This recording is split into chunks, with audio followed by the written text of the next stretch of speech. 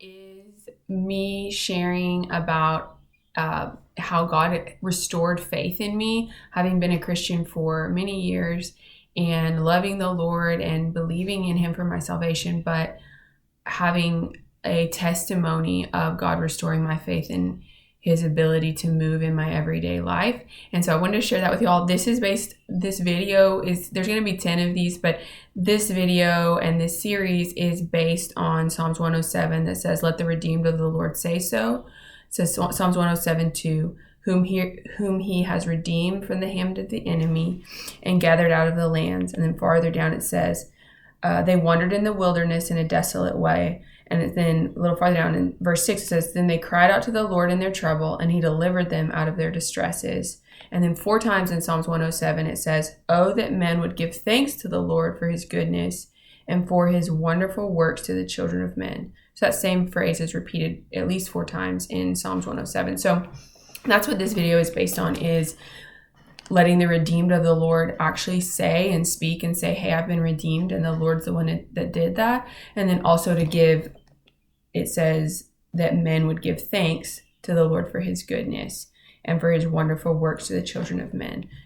Emphasis on wonderful. Wonders are like miraculous or supernatural. So that's what this video series is about.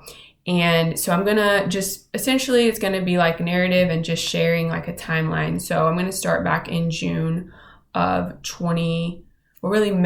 2023. So I was raised in a Christian home, had really good parents, loved the Lord, loved me. And basically our family had been going through some illness stuff with my mom, and unexpectedly during that time, I got a call from my dad, and he shared with me that he had pancreatic cancer, and it was out of the middle of nowhere, and he hadn't even been feeling that sick or anything. And so I came home and spent the month of June and most of July, along with my 4 siblings, caring for my dad. And, we were able, by the grace of God, he really wanted to be at home during that time. So we had a few trips to the hospital, but for the most part, we were able to care for him at home. And so anyway, so that was, he passed away within 7 weeks of me finding that out. He passed away in July. And so it was just a really big, unexpected life event for me and my family, obviously. And so during that time, we prayed and we asked the Lord, obviously, to heal him, and just the Lord gave us strength and sustained us, but my dad wasn't healed and he passed away. And so essentially then that left the care of my mom up to my siblings and I. And so we essentially transitioned into where I was kind of her full-time companion and spent all my time with her. And it was an extremely taxing situation. And I would pray to the Lord. I would ask Him for help. I have a great support system. I had a great support system at the time and very supportive siblings. And essentially we took from August to December, where I was kind of her full-time person, and I would have breaks with my siblings, but for the most part I was with her.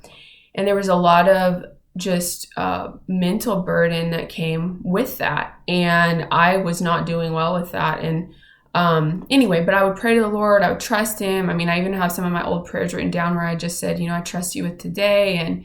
And I was definitely trusting the Lord. I was choosing to trust the Lord, but my faith wasn't really there. Like, I didn't expect Him to actually do anything. It's kind of like, yeah, I trust You, Lord, but I better do something just in case You don't come through. And so I spent that period in that state of really, I would say, discouragement and not feeling like I could trust the Lord. And it even went back before that. Of kind of developing this lack of trust in the Lord. Even though I believed that He could save me from death, it was like I struggled to believe what He could do for me in everyday life, and really question if His plans really were good, or if it was something that I just had to kind of swallow and sacrifice, like lay down your life and take up your cross, which is in the Bible, but there's also so much about the goodness, and says don't forget the benefits. In Psalms 103 it says don't forget not his benefits. And so I'd kind of forgotten his benefits and the benefits of serving the Lord. And so anyway, long story short, fast forward to December, having been with my mom, we made a decision as siblings we thought that it would be good. My mom had been to this clinic in Reno, Nevada previously, and it had helped her when I was a child. It had helped her with some of her illnesses. And so anyway, so we made a decision as the children, hey, let's present this to mom, see what she thinks. And if she wants to go, we'll make it happen. And so we presented the decision. We all prayed over it. And my mom said, yeah, okay, I'm up for that. So essentially my mom said yes. And then that is kind of where I would say for me personally, my restoration of faith started, and I got to start to see God move in my everyday life. So I'm going to kind of wrap it up, but that's the background to this trip to Nevada and this time period of God showing me that he was working in my everyday life and he was providing for me. It says Philippians 4:19, my God will supply all your needs according to his glorious riches in Christ Jesus. And I got to start to see him do that. Not that he wasn't always doing that. It's just I wasn't slowing down or trusting him or giving God my trust to where I could see that. And so two things that were cool that started that journey of driving out to Nevada, being there for 10 weeks and treatments and all that for my mom was I was at my parents have a house in Missouri, and I was there at their house, and I noticed that I just saw this quarter in like one of the couches, which that's not that strange, but we had been talking, it was before we made the decision, we had been talking about, should we go to Nevada, should we not? And so I picked up the quarter, and it was all right in this few days where we were thinking about it. And it was a Nevada quarter, which were made in like, I think 2008, I don't remember, 2007, I think is when those were minted. Like, how there's the state quarters. And if you were a kid, I collected all of them. But yeah, you had like every year you would have like 5 quarters come out. So it was the Nevada quarter. And I remember just thinking like, that's kind of cool. And I kept it and I put it in my car.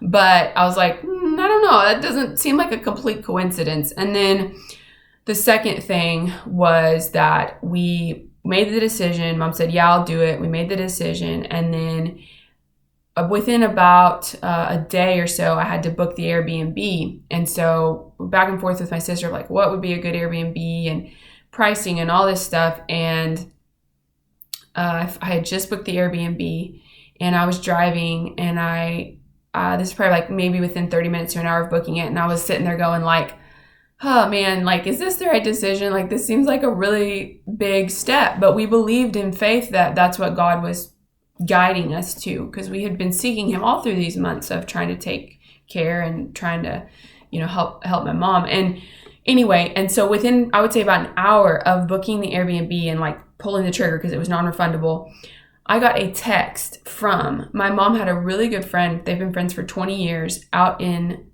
Nevada, in Reno. She met her when she was out there when I was a child. And I had met this friend. I don't have her number saved in my phone. I didn't know she had my number. And I knew when I went out there, like I hadn't told her. I hadn't said we're coming. She had no clue. I don't know when the last time I talked to her. My mom hadn't talked to her since February. So this was almost a whole year since she talked to my mom. And she sends me this text and she says, hey Beth, like, I was just checking on you. Like, how are you guys doing? And I knew that was God confirming to me that you made the right decision. Don't worry about the Airbnbs. Don't worry about what people think. Don't worry about any of that. You made the right decision, because she texted me and said, hey, I just want to check in on you. And I was like, wow. I was like, well, actually, I'm going to be out there this weekend, and I was planning to go to your church with you. I hadn't told her any of this.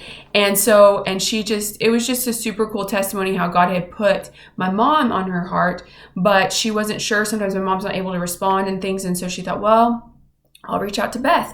I didn't even know she had my number. And so that is just such a two testimonies how God's Spirit moved another person who was also obedient to his Spirit after I'd taken that step of faith. And there'll be more about her. She was such an encouragement while I was out there, but of that step of faith, like Peter getting out of the boat, and he says, Lord, like, ask me to come to you. Give me that invitation to put my faith in you.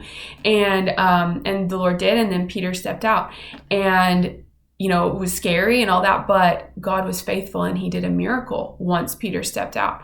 And so that's the beginning, and there will be 10 total. And it's just a testimony based off Psalms 107 of let the redeemed of the Lord say so, and talk about his goodness, of the goodness of God, and just a time when I saw him move in my life that was undeniable. And I just want to give him glory and praise for that.